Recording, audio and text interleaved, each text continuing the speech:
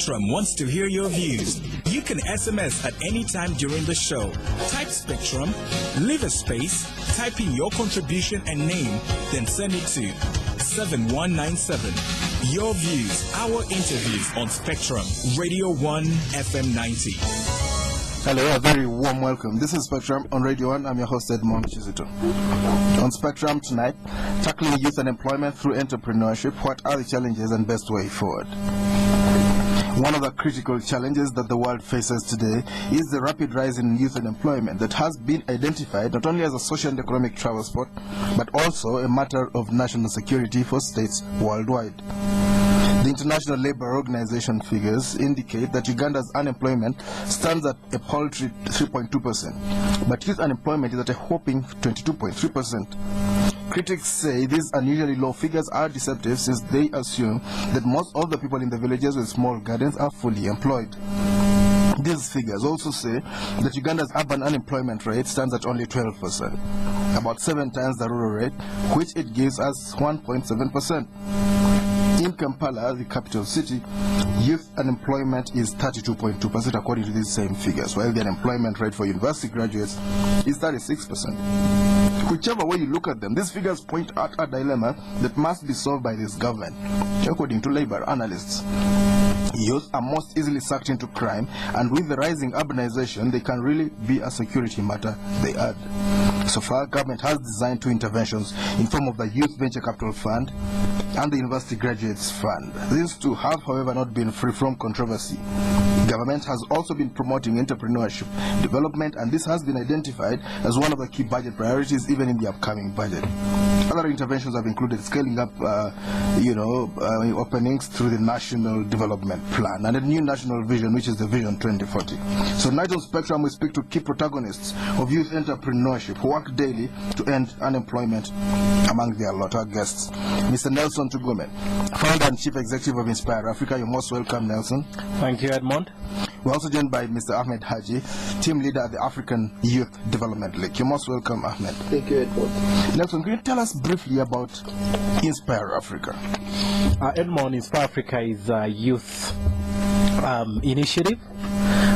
Just grew up from a table like this or a boardroom like this where we are, where people are sick and tired of unemployment issues, where people are sick and tired of seeing what is happening in our country, in our continent, Africa, as the word Inspire Africa says. And we said, can we go out and find a way? I mean, we can't wait for government. We ourselves, we can do it. Me as an entrepreneur, I'm just sick and tired of seeing things and leave them the way they are. I want to go and do things and make them happen. And therefore, I mean, as Inspire Africa, basically, with that background of Nelson, an entrepreneur, that is our mandate. To help my peers, our peers, to say, hey, look, entrepreneurship is the most viable solution for this unemployment in this continent, on this continent, in this country. Tell us about your footprint, very briefly. Our footprint, we had a successful TV reality show that changed the mindset of about 22 million viewers across the region, across East Africa. For season 2, those who are excitingly waiting for it will be across the continent on DSTV and many other. The research is showing us that we most likely to hit over 420 million viewers. But exciting thing that all this will happen, and at the end of the day will come to Uganda. And more exciting news is that we've been earmarked by the African Union as Inspire Africa, one of the main activities to celebrate 50 years of Africa in Uganda. And therefore, that's a big achievement. That's a big thing for Uganda, because we'll have all the ministers of youth coming to Uganda, and the theme or the main important thing would be tackling youth unemployment in Africa. remarkable, makes one really want to be a youth once again. Ahmed, talk to us a little bit about your group, the African Youth Development Link. Thank you very much, Edmond. The African Youth Development Link is more similar to what Nelson does, although our mandate broadly focuses on empowering, engaging, and elevating youth issues in matters of development where key issues of entrepreneurship are embedded within, and issues of leadership as well, leadership development, because you cannot be a successful entrepreneur if you're not a prolific leader. Correct. Then broadly also issues of governance, engagement, constructive engagement in civic issues. How do you, as an individual, build that sort of society where your rights are respected, but most importantly, you have responsibilities that can also give back or look at the bigger picture of building the viable society that we want to see.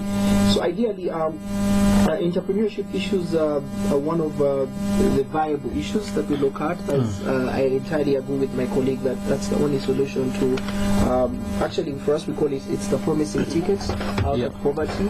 And in a situation where you have demographics, for example, if you look at a country like Uganda, that almost half of the population is below 15 years, then when you stretch it to below 30, close to something like 78.1, 78.2%, then that means that such an economy is entirely a youthful economy in terms of demography. Then if you talk about issues of GDP, issues of economic indices, then who better lead the conversation of putting Uganda in terms of that macro level economic growth higher than these energies, these young people, these demographies. So the key issue is, are we having a young, optimistic, entrepreneurial generation that will spur our economic growth? I think that's the bet we're going to engage in as we go along. Correct. Nelson, how bad is unemployment in Uganda? I think it is so bad. If I'm to go by the figures that you've already mentioned, about, like he has said, about 66% even of our young people who are below 23 or 18, about 70 something of that are unemployed. And those that even are employed, they don't have the labor skills, they don't have the right skills. So to me, even at that point or in that manner, even the people that are doing work are not productive. So my concern or my question has been to all of us, to all Ugandans, to all the African people, that even the people that we have are not productive. They are doing work, yes. I mean, you see people very early in the morning coming to town, but what is the level of production?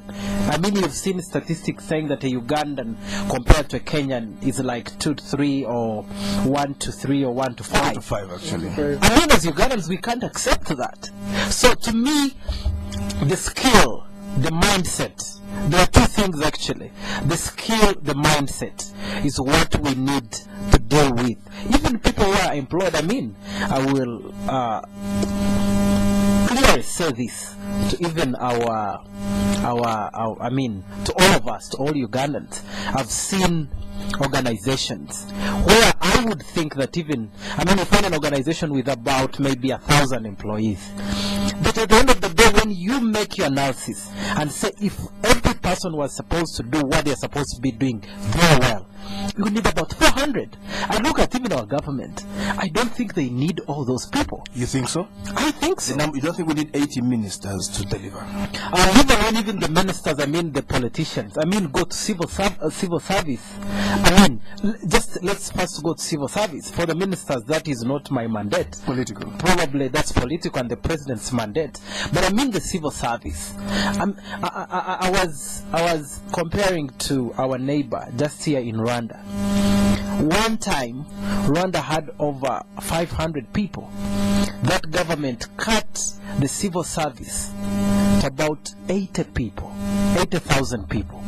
Yes, from 500,000 to 80,000. Yes, And the productivity grew so high because people were paid well.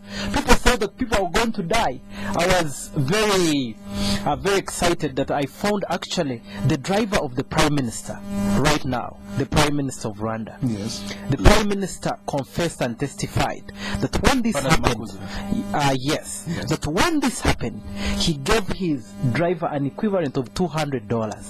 The driver asked him that, now where am I going to go?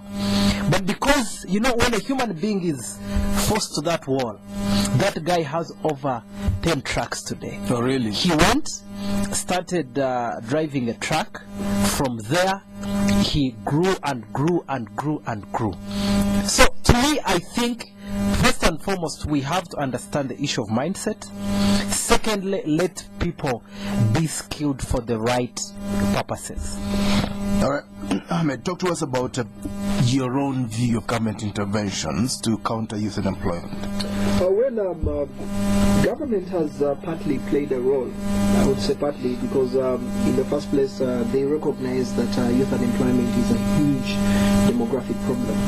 Because you have a huge population that doesn't have a sense of direction. The education system does not clearly match the right opportunities out there in the job market. So government recognizes. By merely recognizing, that's really credit to government. It's a step. It's a step. Sure. Because you recognize that's the problem. So in a way, you're trying to design concrete strategies to address the problem.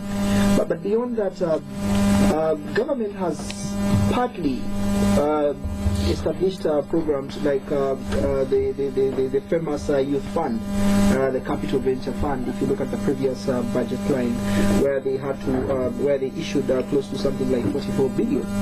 Of course, it was the debate is has to come in where people say that partly private sector contributed a great deal of half of the money, then government contributed.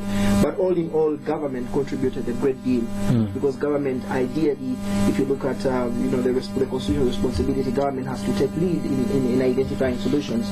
But the issue was this very capital venture fund did not serve the purpose because if you look at the standards and the benchmarks and the criteria, they did not match that young person who is say for example at the lower level of society, because these were more of elite sort of standards. So they did not serve close to something like the 31% young people who are on the edge of rural area, trying to struggle a little bit here, digging for Nelson, trying to help Nelson at the farm, just to get a little bit of survival. Yet, if well boosted, these very young people could be doing what Nelson is telling them to do, say at the farm or wherever. Of course, the Graduate Capital Venture Fund, I do not think it has taken off, but that is also a step that was mentioned within. But I must commend government when it comes to skills in Uganda, because one of the potential sources of youth unemployment is the education system. Yeah. The education system, that's why, if you look at the skills, the competences that are shared, when you look at the within the formalistic angle of education, they do not really respond to the aspect of dynamism, global realities, because the markets are moving very, very fast, Correct. tell you, but the skills, are somehow not, responding, and government has partly responded in a way that they've introduced a program called Skill in Uganda, Yes. where they are looking at, transferable skills, things like mindset transformation, things like not only teaching or learning, but it's more than that. It's about practice. It's more about apprenticeship. All these innovations that Nelson and the guys are doing, giving you an opportunity and the confidence that you can ground up an idea. If you're thinking about starting up something, it's about doing something. That success is about, trying something out, getting the right connections, taking a risk, and be able to market and connect with the right information. Right. So I think it may look a very good program, but let's give it a question of time, because I don't want to be doubtful for now. But the experience is this country has very brilliant policies, it has very brilliant strategies, but when it comes to implementation, me and you know what happens. Well, listeners, this is Spectrum on Radio 1 tonight, tackling youth and employment through entrepreneurship. What are the challenges and the best way forward? Our guest tonight, Mr. Nelson Tugume, founder and chief executive of Inspire Africa, and Mr. Ahmed Hadji, team leader of the African Youth Development Link. You will be able to call in and contribute to this discussion. Nelson, could you talk to us about this Youth Entrepreneurship Challenge Fund? I think, like my brother said, I don't want to say that government is incompetent. It's not in my place. But I think government has to understand and get to learn that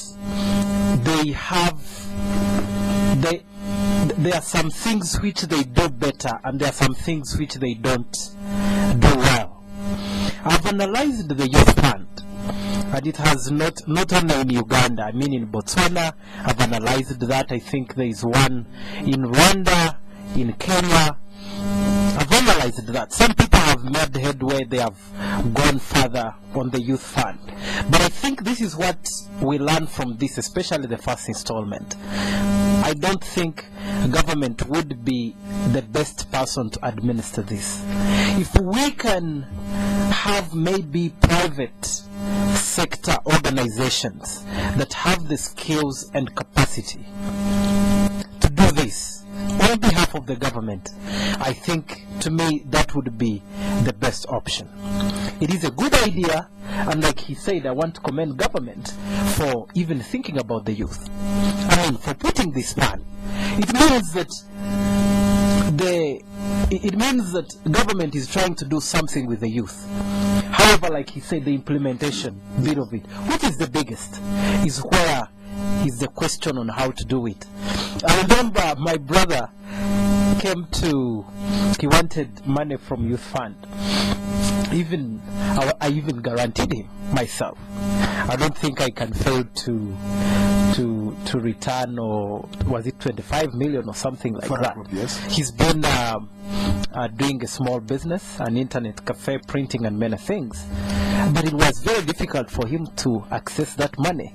So I came to myself and say, if this young man who has been doing something has failed to get money, then what about my brother down there in Tugume? About my brother down there in Karamoja, in Rayo? To me it was a shock. So I think the methods of work, the methods of getting this money is what is going to be revised. And also, like a second warning, or my pledge to our dear politicians and members of parliament, if we do something to tackle youth unemployment, entrepreneurship, let's remove politics. Because I've seen a lot of politics going into this youth fund.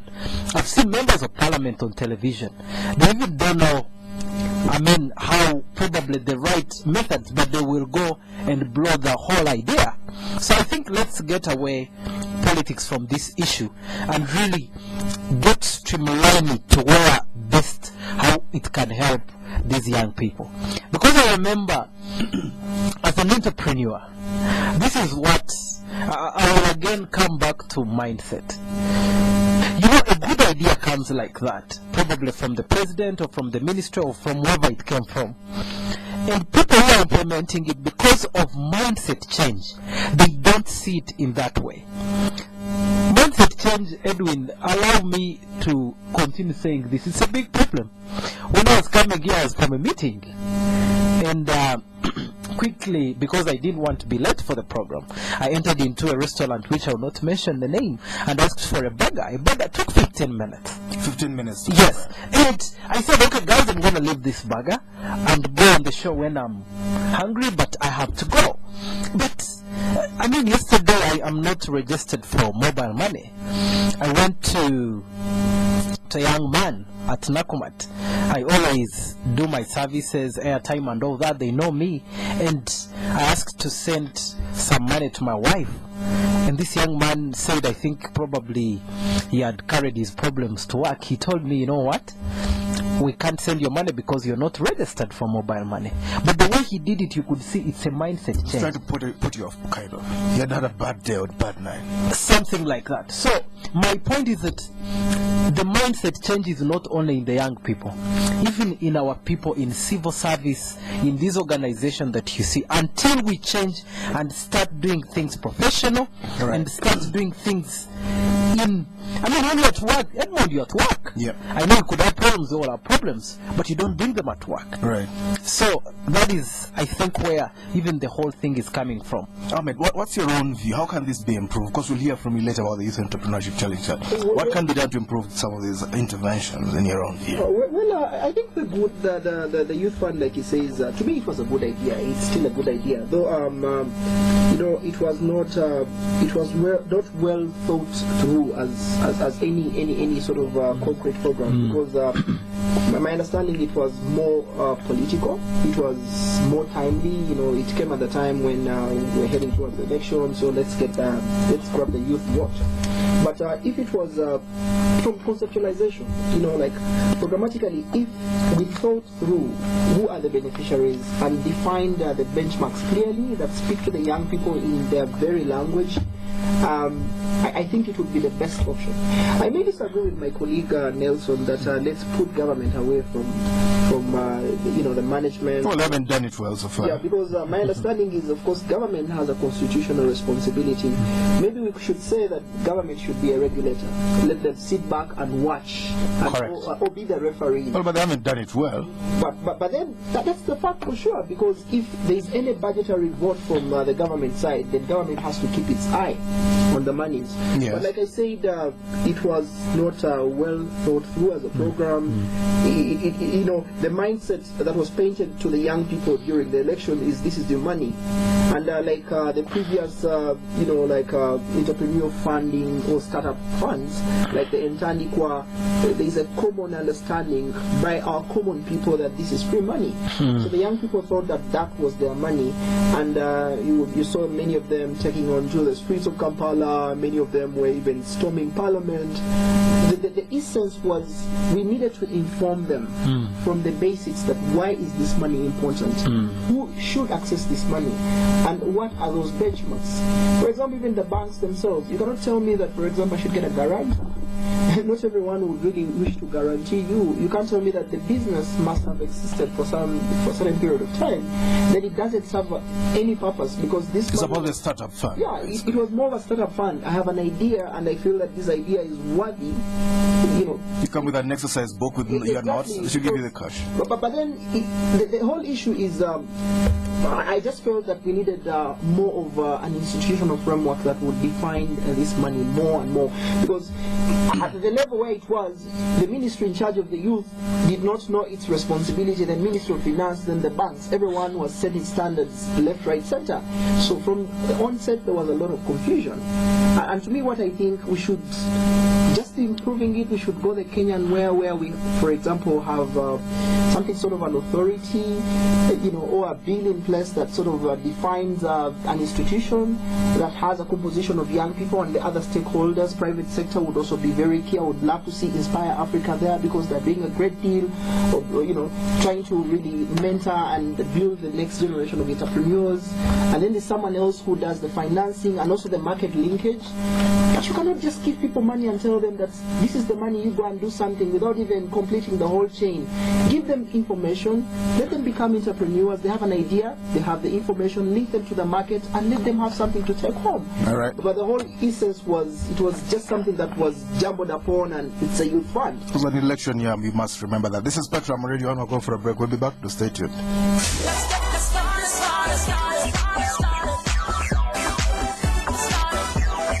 Discover the new invigorating taste of Red Vodka Lemon. Red Vodka Lemon. Reinvent the night. Not for sale to persons under 18. The Dubai Shopping Festival is back in January, so you need to know a few bargaining tricks to get the very best prices. First, pretend you don't like the item. Madam, isn't it beautiful? Ah, it's falling apart. Then walk to the door, but hesitate just a little. Madam, wait. Now, make a lowball offer. Okay, 20 dirhams. Last price. Not again. Okay. And finally, fly in comfort with Emirates award-winning service and entertainment and arrive fresh and ready to shop. Book now. Call Emirates on 417-710-444 or visit emirates.com/UG. Fly Emirates. Hello tomorrow. Welcome to the MTN Service Center, sir. Hey. How can I help you? We are here to buy MTN SIM cards. Okay. Meet my wife and my daughter and my son. This is my father, my mother and my cousin Sylvia. Oh, wow, that's great. Hey, I need even for my auntie piece. Hey, come across auntie piece. Behind her is my mechanic and my newspaper vendor and my boss and the pastor. Okay, sir. This Christmas, buy an MTN SIM card to win free airtime for a year. Dial *188# to win. 250 winners will immediately be notified on SMS each day. Win free airtime for a year with MTN this Christmas. Terms and conditions apply. And of course, there's my brother, my electrician, my bramba, and my baba's best friend's girlfriend. MTN. Everywhere you go.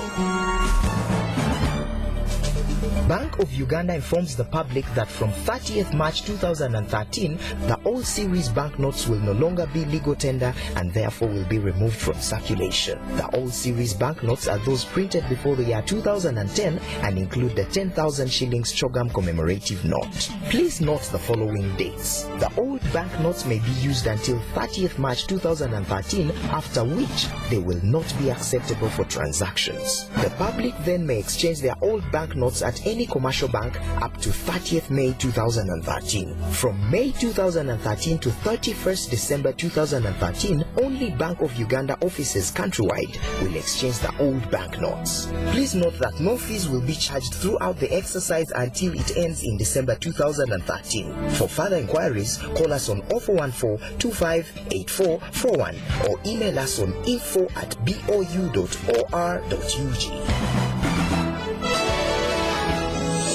Spectrum on Radio 1 FM 90. Welcome back on Spectrum tonight, tackling youth unemployment through entrepreneurship. What are the challenges and the best way forward? Our guests tonight, well, people who should know, Mr. Nelson Tugume, founder and chief executive of Inspire Africa, and Mr. Ahmed Hadji, team leader at the African Youth Development League. You will be able to call in and contribute to this discussion. Nelson, can you talk to us a little bit about this youth entrepreneurship challenge? Basically, Edmond, and to our listeners, the Youth Entrepreneurship Challenge is an initiative by Inspire Africa that we later on went to Ministry of Finance through a department called KICS. And then later on to our different Center for High Competitiveness and Strategy, yes, Investment. And then later on, of course, to our partners that we've been working with. One of the issues that we're tackling again is mindset. We're tackling innovation. I mean, if you're an entrepreneur, you have a restaurant. I mean, there are thousands of restaurants in this city. How innovative you are? How are you innovative? I mean, in your restaurant business. Yes. If you're doing a salon, how innovative are you? If you're doing something, I mean, like I've shared with you before on this, that as African people, what is killing us? We want to reinvent the wheel. I don't think that is the case. We need to use the things that are there, but be innovative in what we're doing. So basically, we're giving an opportunity to a couple of young people. First and foremost, to win 30 million. That is one. Number two, we're also giving them an opportunity to be on this database where we are going to train, mentor, and expose these young people's businesses for funding. Because as an entrepreneur, as a business person, you're always not in excess, you're always minus in funding or money. So what we'll do is that we will train and equip and access or expose those business opportunities. In each region, we'll start with 500 young people in each region. Yes. We have 6 regions. We're going into north, northwest, south, southwest, central, and eastern Uganda. And therefore, we'll pick 500 from all those people, that is making 3,000 young people, whom we'll put on our mentorship program, who will win some money for startup, not for startup capital, but to inject in their ongoing businesses.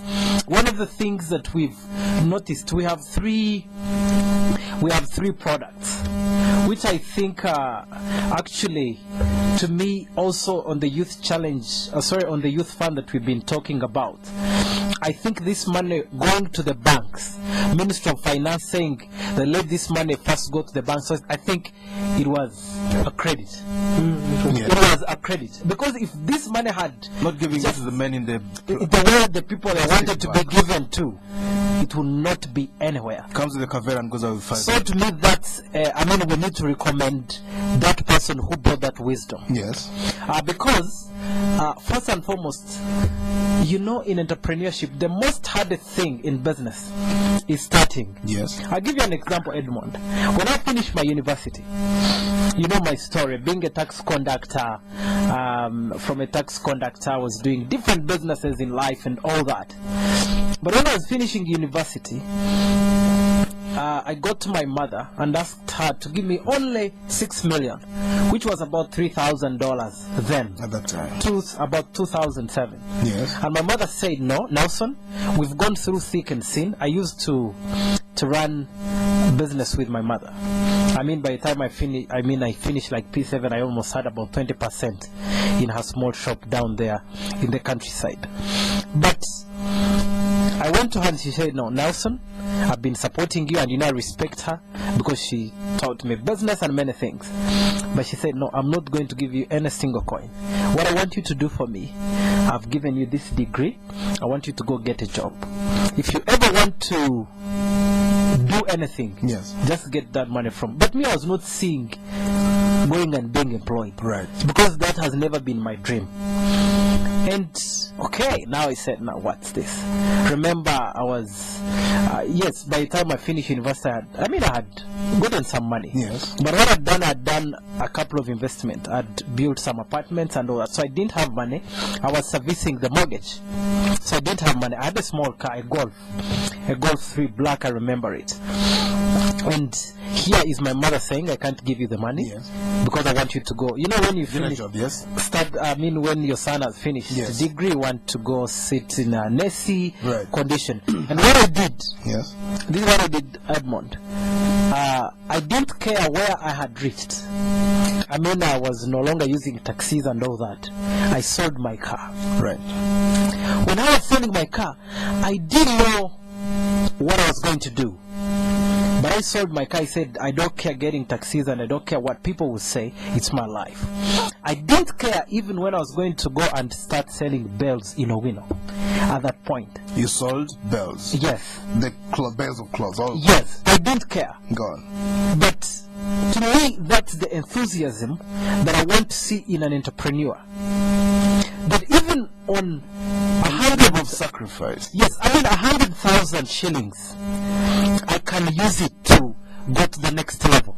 I want to see an entrepreneur who is saying that I must start. Failure is another thing. Right. Risk is another thing. But I want to see an entrepreneur who is saying, right, I must start. So Youth Challenge Entrepreneurship is looking for that person. People like... Yes, we have to start. I've noticed the most hard thing in entrepreneurship is in anything cracking, all right, is getting started. All so, right. Youth Entrepreneurship Challenge, we are looking for those people who are yearning to make it in life, wow, who are yearning to say, we are tired of this. Right. Yes, I could be a university graduate, I could be whoever, but I want to testify, yes, that when I sold that car, it was in 2007. Yes. I started with one car which I imported on net. Yes. But about 2009, I was doing about 100 cars per month. So, yes, really, it can be done. Yeah. It can be done. Interesting story there. We need a whole day to talk about that. Talk to us, Ahmed, about our education. And I'd like your statement on your, Africa is developing. You said nothing for us without us. You'll talk to us a little bit about that. But talk to us about the education system. Does it answer the challenges at hand? I think that the generational, the challenge of this 21st century is mindset stagnation. Yeah. To me, that is a generational challenge. In a situation whereby you have a system that basically teaches you to do things the way they are, simply because they are meant to be done the way they are. The system does not mentor you or teach you to ask questions like why, analyze, think, why you should. Oftentimes, the idea has to come from the tutor or the teacher, so you have to do what the teacher says. So it doesn't give you a platform within your own mind to think, to move something. It's a system that thinks that success is for those who are selected. It's for those few. It defines the most successful people. Yes. Where you think that my family has never made it to that level.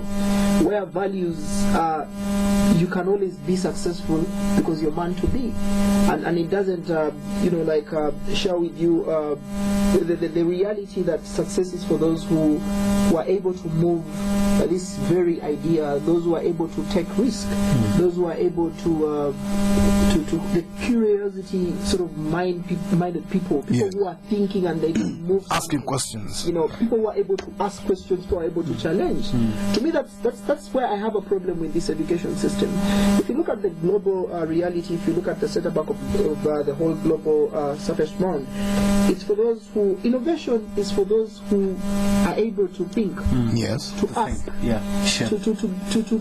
dare, to dare to do things. But unfortunately, we are doing things simply because we are told that it was speak and not speak, but speak. And that's the way we're trained at school. But we're not trained to, even before speak, what was there before? When there are before, You can even ask him, yes, why I find it very funny, why we still study in history the scramble and partition. 1984. Yeah, but that's the problem I really have. In a situation whereby you cannot critically think, you cannot critically analyze, you're not articulate in terms of the way you project your own idea or the way you project your own self. You're only hanging around waiting for someone to tell you that do it, and that's. So why do you get this mindset change? People should go and work in Europe and other places. I think then the other challenge is beyond that stagnation. You think you're locked up, in that sort of colonial sense that even when you hope it off, just getting that opportunity, you have to go out and work, failing to understand that even within your own locality, you can stay down here and still make it big. Make a difference. Yes. Because people think that success is about getting the best vehicles, building the best apartments, but they never realize that that's success. Africa. That is success. Unfortunately, that's a moral message that has been sent to the young generation. Go on. And to me, that's where I You're talking about the how, not necessarily the end. The end does not necessarily. I think even the way you get there, you should be able to work hard. The way you get there, because there are values that are critical in life. Right. There are values, even if you come from a very poor background, I was raised not in a very good background, right, but I believe that through hard work, I've been able to get into places, I've been able to move a few things here and there because of that belief to act, that belief to turn out things.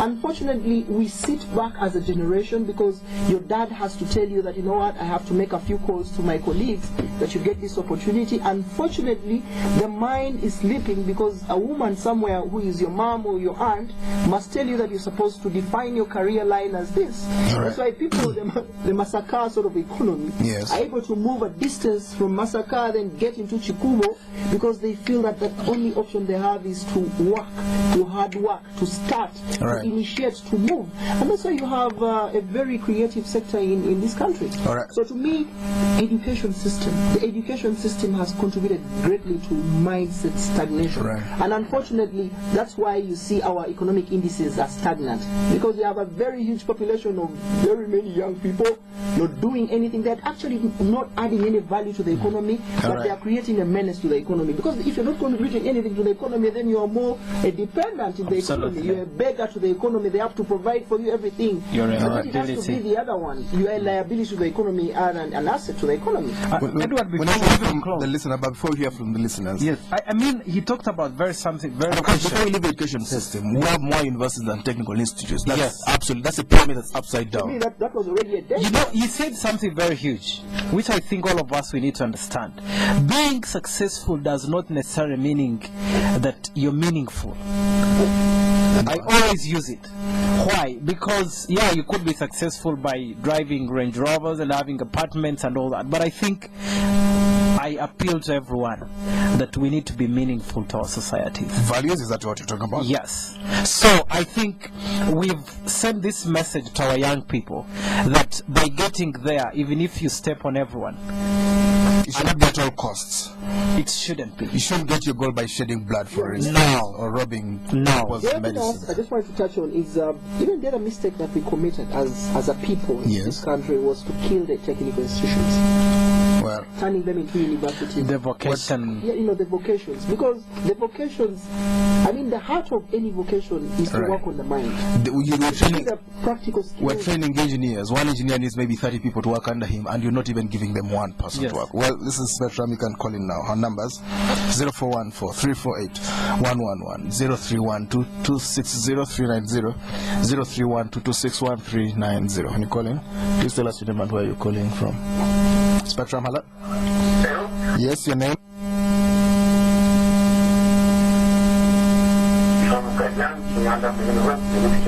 Okay. And this week, I spoke to you was about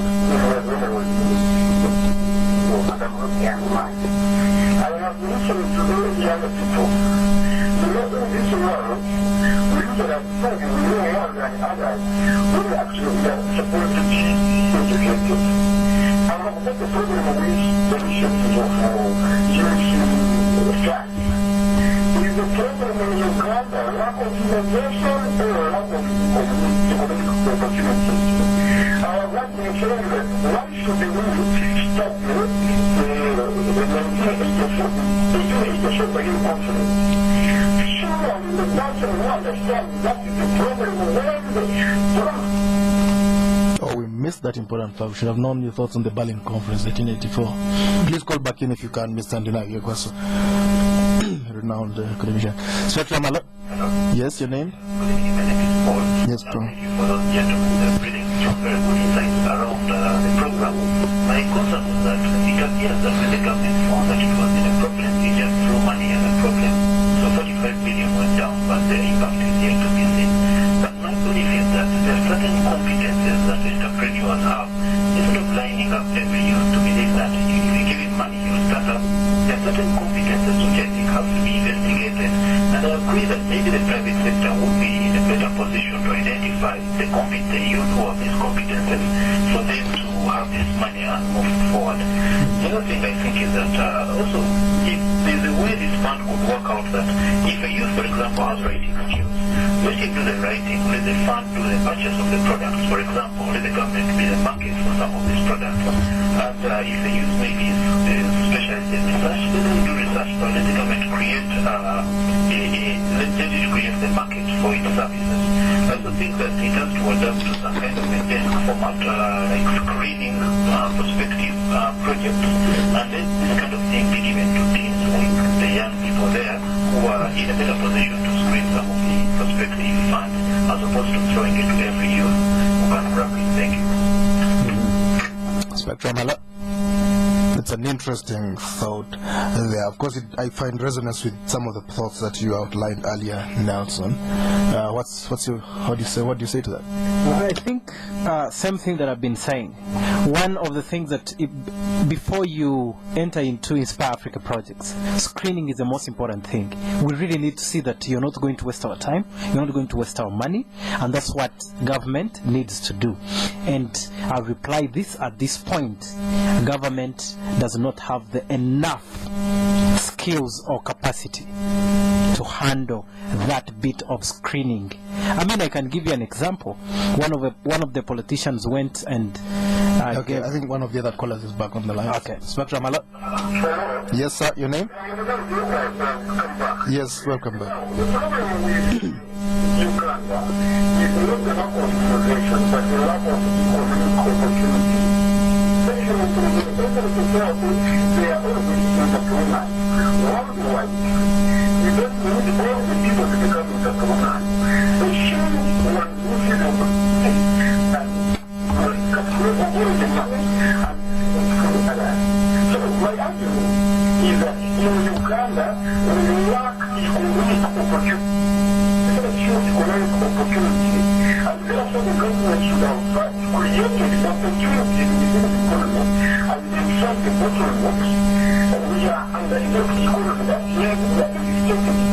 All right.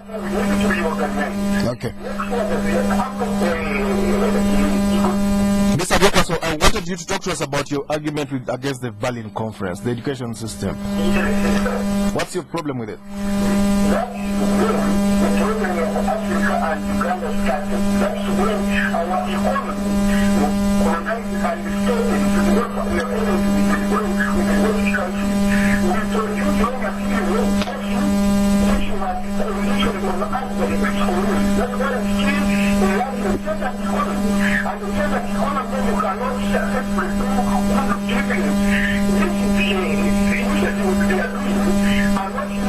All right. Right.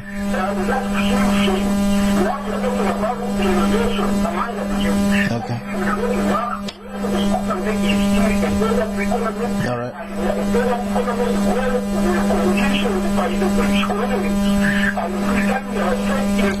Who left 50 years ago? They went away 50 years ago. Should we still be blaming it? Well, let's hear from our final. Okay, we'll get back to him. Let's hear from you. Spectrum, hello. Good evening, your name? Paul, could you switch off your radio, please? Yes, your radio is still giving. Yes. One thing which I would like to talk about, that is the issue of money. Those people who are talking about entrepreneurship have not talked about the fact that when you are an entrepreneur, money should not be a factor for you to start. Now, things in Uganda have got now a mentality that you need money to start. Now they are waiting. Without money they can't start. But we need to emphasize that entrepreneurship is mainly in the brain. You can start from being zero and prosper. Okay. All right. Use what you have to get what you don't have. Let's get back to the studio. Nelson, then we'll hear from you. I think I agree with Biokwas that not everyone can be that big entrepreneur or up there, but at least we can be average entrepreneurs. One. Two, from what my brother has said, I don't think the issue of money is still very important. I mean, maybe we can say you don't need a lot of money to start. Most of the youth or most of the young people think they need 10 million or 5 million to start a business. I believe that even 100,000, even $50, you can start a business. But to capture on what my brother Biokwaso said, economic opportunities. I think in Africa, in Uganda, we have enough economic opportunities. This is what we need to do.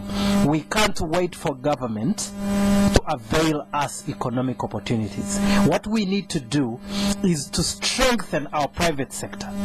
Then when the private sector is strengthened, it will go to the government.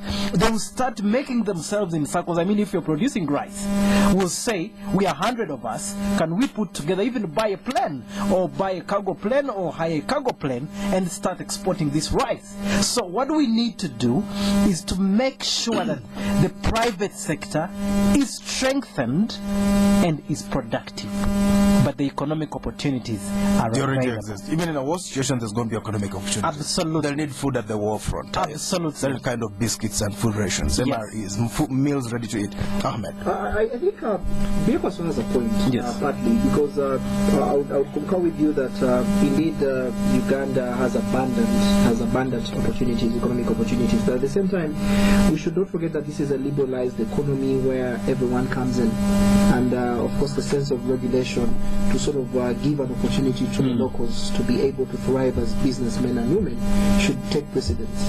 But in a situation where you have Chinese coming in and many of these other actors, I'm not saying that the investors are really not a good idea, because I know they've in a way boosted our economy, but there must be a deliberate sense of action to see to it how the local businessmen and women can thrive, compete favorably, because that's really a very critical issue.